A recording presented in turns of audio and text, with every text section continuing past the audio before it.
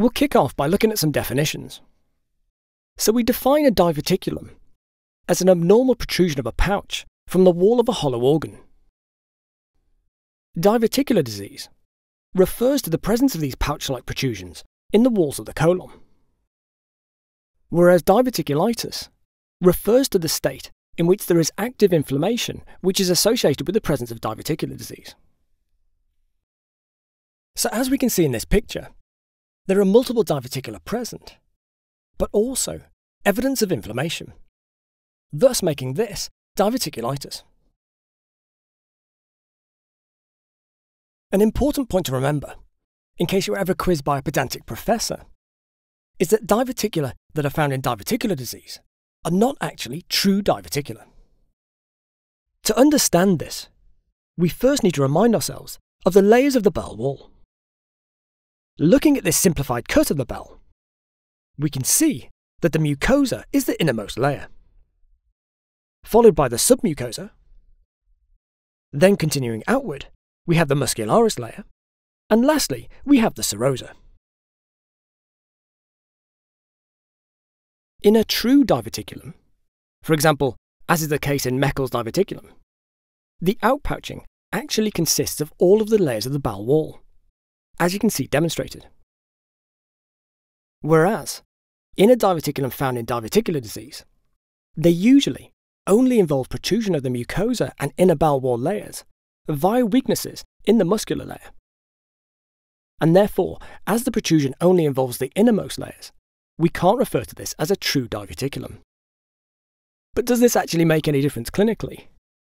Well, the honest answer is no, not really. But if you ever get asked by that pedantic professor, you can now tell him that you actually know the difference.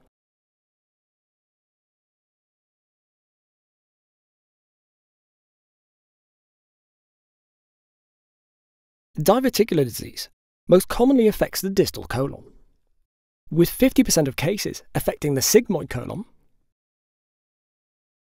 40% affecting the descending colon, and 5 to 10% affecting the remaining proximal colon. Diverticula don't occur in the rectum because the tenii coli, or the 3 longitudinal muscle bands that run the full length of the colon, spread out and fuse to form a reinforced outer layer that surrounds the rectum. And it's this reinforced outer layer that prevents protrusions of the diverticular disease from occurring. Diverticula appear to occur as a result of increased colonic intraluminal pressure, which over time appears to encourage external protrusion of the inner colonic layers.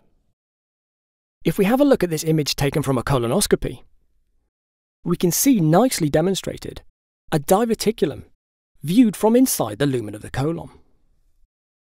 Interestingly, in this image, we can actually see a small fecalith, or hard bit of feces, that's become lodged within the diverticulum itself. This is directly relevant to what happens to cause diverticulitis. So let's have a closer look at that. In diverticulitis, the opening of the diverticulum becomes blocked, typically by a fecalith, as we can see here.